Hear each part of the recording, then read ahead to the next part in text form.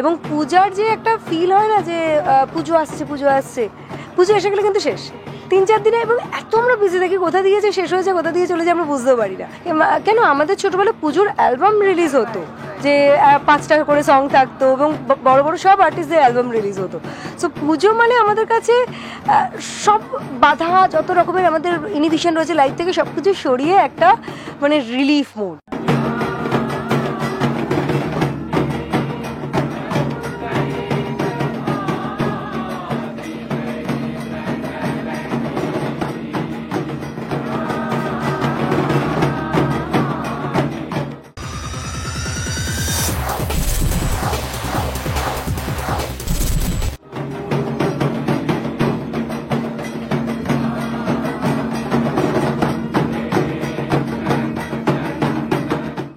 সামনেই পুজো আসছে এবং বাঙালিরা সবসময় মুখিয়ে থাকে বাংলার নতুন গানের জন্য, এবং এই মুহূর্তে আমার সঙ্গে যিনি রয়েছেন তিনি হলেন পায়েল মুখার্জি।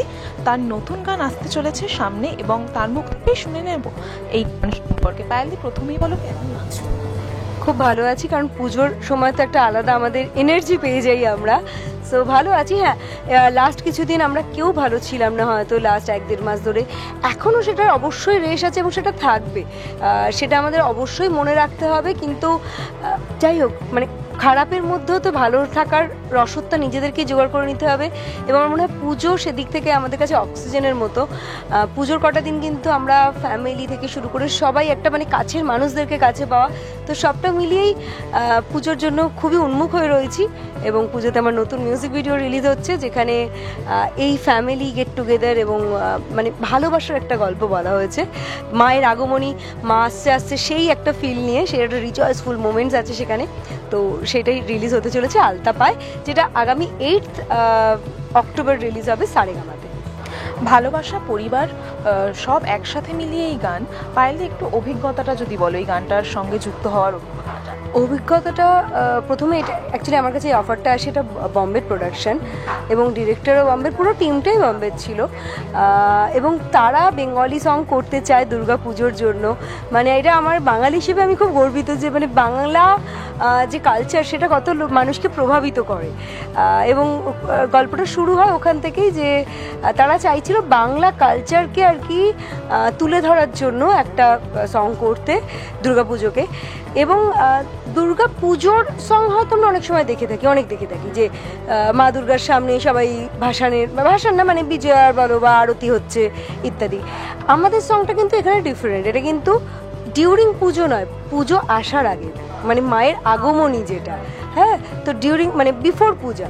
এবং পূজার যে একটা ফিল হয় না যে পুজো আসছে পুজো এসে গেলে কিন্তু শেষ 3-4 দিনে, এবং এত আমরা বিজি থাকি কোথা দিয়ে যে শেষ হয়েছে কোথা দিয়ে চলে যায় আমরা বুঝতেও পারি না।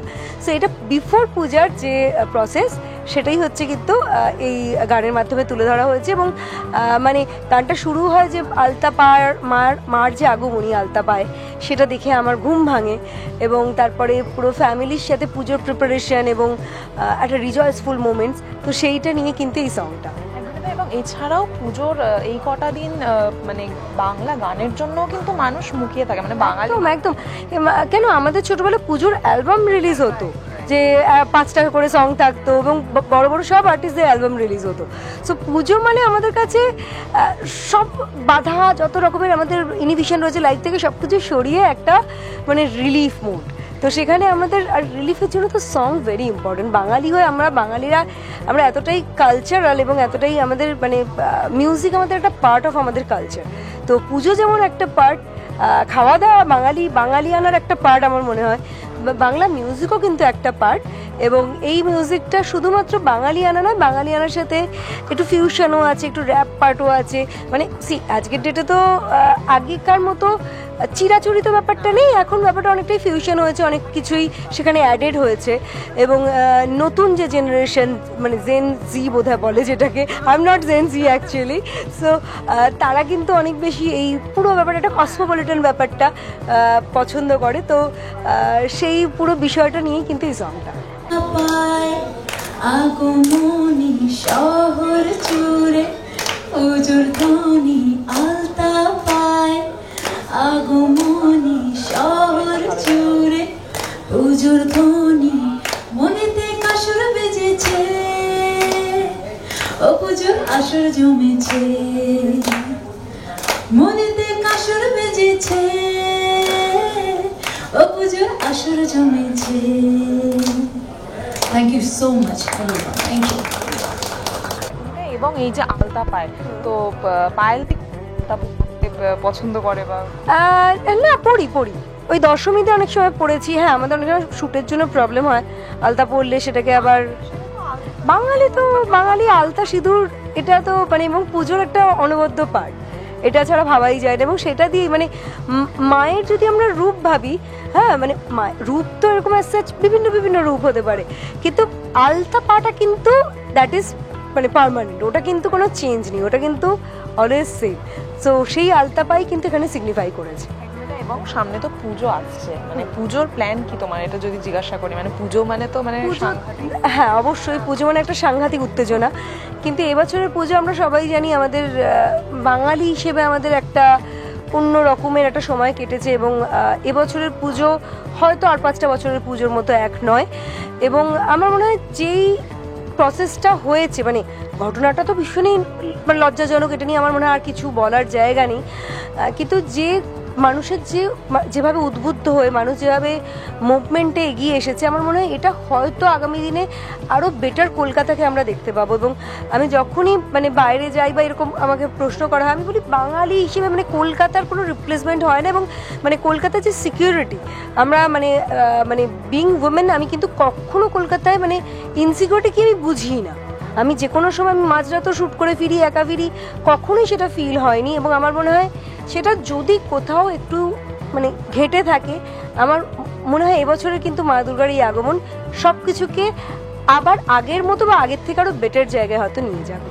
কিন্তু সিকিউরিটির কথা বললে যখন কিন্তু আর একটা প্রশ্ন আমার তোমাকে করতে হয়, কদিন আগে তোমাকেও একটা অ্যাক্সিডেন্টের সম্মুখীন হতে হয়েছে কলকাতা শহরে দাঁড়িয়ে, একদম মধ্য কলকাতায় একদম ভর সন্ধেবেলায়, এবং হার্ট অফ কলকাতা এরকম একটা প্লেসে হয়েছিল। আমার সাথে একটি ইনসিডেন্ট হয়, হয়তো মানে সবাই জেনেছেন। আমার মনে হয় এইগুলো না মানে বিচ্ছিন্ন ঘটনা অবশ্যই, কারণ আমি কিন্তু ওই প্লেসে দাঁড়িয়ে আমাকে পাবলিক এসেই সাপোর্ট করেছে, হেল্প করেছে, তারা আমাকে রেস্কিউ করেছে। সো আমি কখনো কলকাতা খারাপ, কলকাতাবাসীর মানসিকতা চেঞ্জ হচ্ছে, I can't say this, rather এগুলো বিচ্ছিন্ন ঘটনা এবং এগুলোকে আমাদেরকে আইডেন্টিফাই করে এগুলোকে কিন্তু টার্মিনেট করতে হবে, তবেই কিন্তু একটা বেটার কলকাতা বা বেটার প্লেস আমরা পাবো। তো এবং ঘটনাটা যেটা ঘটেছিল খুবই নক্কারজনক, কিন্তু আমার মনে হয় যে পাবলিক এবং প্রশাসন সেটা যথেষ্টভাবে স্ট্রংলি সেটাকে মানে প্রসেস করেছে, এবং সেটা এখনও কোর্টে রয়েছে, বিচারাধীন রয়েছে। এবং আমার মনে হয় সেটার খুব তাড়াতাড়ি আমরা একটা ঠিকঠাক মানে ঠিক রায় পাবো। আমার ন্যায় ব্যবস্থার প্রতি যথেষ্ট ভরসা আছে এবং আমরা ডেফিনেটলি পাবো। পুজো মানেই এই স্পেশাল মানুষদের সঙ্গে, পরিবারের সঙ্গে ঘুরতে যাওয়ার যে ব্যাপারটা থাকে, মানে তোমার স্পেশাল মানুষের সঙ্গে কোনো প্ল্যান হয়েছে? সেই স্পেশাল মানুষ মানে পরিবার আমার কাছে অ্যাকচুয়ালি। এবং আই উইশ যদি তোমাদের এই ভিডিওর মাধ্যমে আমার কোনো স্পেশাল মানুষ এসে যায় এবছর পুজোতে। প্রত্যেক বছর ভাবি নেক্সট বছর হয়তো আমার স্পেশাল মানুষের সাথে ঘুরবো, কিন্তু হয়ে উঠছে না। আমারও দোষ আছে তাতে, কারণ আমিও এতটাই কাজে ব্যস্ত এবং মানে কাজটাই আমার কাছে প্রেমের জায়গাটা নিয়ে নিয়েছে। প্রথম প্রেম আমার এই মুহূর্তে কাজ এবং কেরিয়ার, তো যার জন্য আর অন্য কিছু হওয়ার সুযোগ হয় না। সো বাট পরিবার তো আছেই, মানে আমার মনে হয় না তার কোনো রিপ্লেসমেন্ট হতে পারে। তো বাবা মা ফ্যামিলি নিয়ে আমার পুজোটা আমি এটাই ভাবি, মানে বিকজ আমি যেহেতু প্রচুর বাইরে ট্রাভেল করতে থাকি কাজের সূত্রে, তো অনেক সময় ফ্যামিলি টাইমটা যেহেতু পাই না, তো পুজো মানে আমার কাছে ফ্যামিলির জন্য সবার আগে, মানে প্রায়োরিটি সবার আগে ফ্যামিলি। মানে তোমার এত ব্যস্ততার মাঝখানে মনে হয় পুজোর কদিনই মনে হয় একটু যে পরিবারের সঙ্গে সময় কাটানো, এটা আর কি হয়ে ওঠে? পুজোর সময় হ্যাঁ, পরিবার ছাড়া মানে পুজোতেও আমাদের অনেক রকমের কাজ থাকে, ইনফ্যাক্ট ইভেন্টস থাকে বিভিন্ন জায়গায়, তোমার মানে বিভিন্ন উদ্বোধন, ইনগ্রেশন বলে এগুলো থাকে, কিন্তু আলটিমেটলি আমার মনে হয় যে পুজো মানে ফ্যামিলি, বিকজ এই সময়টা হয় না যে পুরো ফ্যামিলি এক জায়গায় হয়, যৌথ পরিবার যাদের থাকে সব দূর থেকে আত্মীয় স্বজন মানে ভাই বোন সবাই এক জায়গায় হওয়া। সো পুজো মানে জাস্ট ফ্যামিলি, এবং সেটাই কিন্তু আলতাপাড়াতে দেখানো হয়েছে, যেখানে ফ্যামিলিকেই মানে পুজোর যে রিজয়ফুল মোমেন্ট ফ্যামিলির মাধ্যমেই দেখানো একদম। ইটস মানে actually the character what I played, it's exactly next door girl. তুমি তোমাকেও দেখতে পাবে ইনফ্যাক্ট সেই ক্যারেক্টারে। এবং আর একটা বিষয় মানে সারা বছর ডায়েটের ওপর থাকলেও পুজোর কদিন কিন্তু মানে ছাড়া যাবে না, মানে খাবার দাবার এটা একটা। না না না, পুজোর কদিন তো ওই সময় no diet, chart, dietitian, nothing, just খাওয়া। এবং বাঙালি মানেই ভোজন রসিক, বাঙালি মানে খাওয়া দাওয়া, আমাদের ইন্টিগ্রাল কালচারের মধ্যে একটা পার্ট হচ্ছে খাওয়া দাওয়া। সো পুজোর কদিন তো there is no comma, no full stop, only খাওয়া দাওয়া। একদমই তাই। এবং সামনে পুজো আসছে, সেক্ষেত্রে মায়ের কাছে কি চাইবে সবশেষে এটা তোমার? মায়ের কাছে চাইবো যেন আমাদের কলকাতাকে আগের মতো এবং আগের থেকে আরও ভালো জায়গায় ফিরিয়ে দিক, একটা সুস্থ সিকিওর একটা জায়গা যেখানে প্রত্যেকটি মেয়ে, প্রত্যেকটি ছেলে, প্রত্যেক ইন্ডিভিজুয়াল, প্রত্যেকটি বাচ্চা সুস্থভাবে ভালোভাবে শান্তিতে কাজ করতে পারে, শান্তিতে থাকতে পারে। এটুকুই চাওয়া, এটুকুই যেন মা দুর্গা আমাদেরকে দেয়নি বছর। পুজো তো আসছে, সাথে সাথে আসছে তোমার গানও, সেই জন্য তোমাকে যারা এত ভালোবাসা দিচ্ছে তোমার দর্শকদেরকে কি বলতে? দর্শকদের বলবো যে খারাপ সময়ের পরে ভালো সময় আসে এবং খারাপ সময় আমরা কাটিয়েছি একটা, এবং পুজো মানে আমার মনে হয় একটু অন্যরকমভাবে আবার সব কিছুকে ভালোর দিকে এগিয়ে নিয়ে যাওয়া। সো পুজো সবাই ভালো করেই কাটান এবং আমাদের গানটা অবশ্যই শুনবেন এবং দেখবেন, আমার মনে হয় আপনারা প্রত্যেকে রিলেট করতে পারবেন, প্রত্যেকের ভালো লাগবে। থ্যাংক ইউ সো মাচ, শুভ শারদিয়া।